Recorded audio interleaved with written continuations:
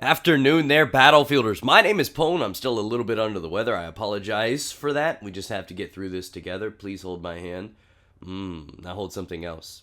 I was thinking about a chair. What were you thinking? Anyways, how you doing, guys? No, I'm just in one of these moods. I'm a little exhausted, but I'm still excited to share the information with these new DLC weapons with you guys. The AR160 is definitely a very, very confusing weapon to me. I looked at the thing, and statistically, this thing is supposed to be an incredible medium and long-range weapon, and I don't know if it's the hit detection or just the fact that I've been on bad servers or what it is, the net code, something's going crazy, that I find myself being very, very inconsistent with this weapon. Though I have my sights on it, I know what it takes to kill a burst, and sometimes with this gun, it was very, very challenging. Upon unlocking this weapon, I found that it was very, very challenging to level up with it too. I did not like the default iron sights. It's got an extremely rebellious amount of recoil, and to tame this beast can take a little bit of time.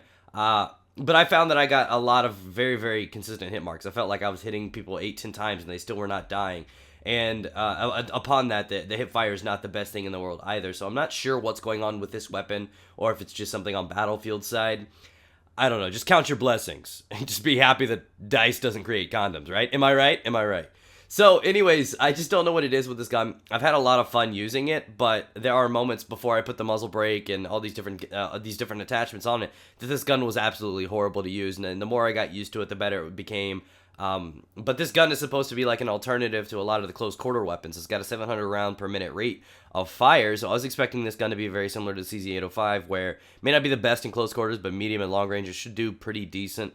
And I think it does, from what I've experienced and from the attachments that I've unlocked for it so far, that it's a reliable weapon, but it's not a bad weapon, it's not a good weapon, it's just one of those weapons you can use and be proficient with, you know, the CZ805, the AKU-12, guns that you can just use, and aren't the best guns you could possibly have to give yourself the best chances, but they can still kill people.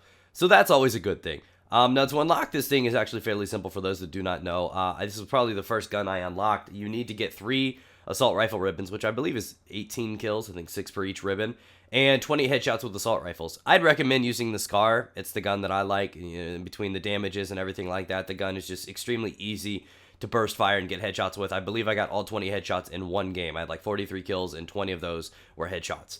So it's one little suggestion I can give to you guys, and you guys can toss that in there. But again, the gun is very, very unique. It's very rebellious with the recoil, and you'll find that firsthand when you start using it. You're just like kind of trying to find how to tame it, and you put the muzzle brake on it, and you reduce the recoil, make it easier to use, but then the accuracy is damaged or whatever the hell is affected. So you got to really just find out exactly what you do. Now, this gun is supposed to be better at range, but when you make a gun that is proficient at range and then give it very, very hard stability and make it hard to control the recoil, what's the point? You can give a gun 100 plus damage, but you give it ridiculous fucking recoil, it can't be used. So I'm not sure what they were doing with this gun. It is a little bit more challenging than the other guns to use, and I find it to be a little less consistent, but at the end of the day, it's still a decent weapon to unlock. And I'm honestly happy that this is not some beast gun. The SR2 definitely, it looks like it's taking over the category. The AWS is definitely one of the best guns in the support category now.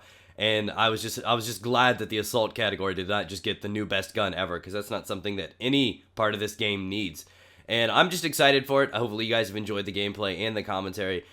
Short of me being sick, but I will catch you guys with an aggressive recon video tomorrow and a pretty cool Titanfall one too. So have a good day, guys. Stay moist, ladies and gentlemen. Go unlock this thing. You may like it, may not, possibly. Boobs.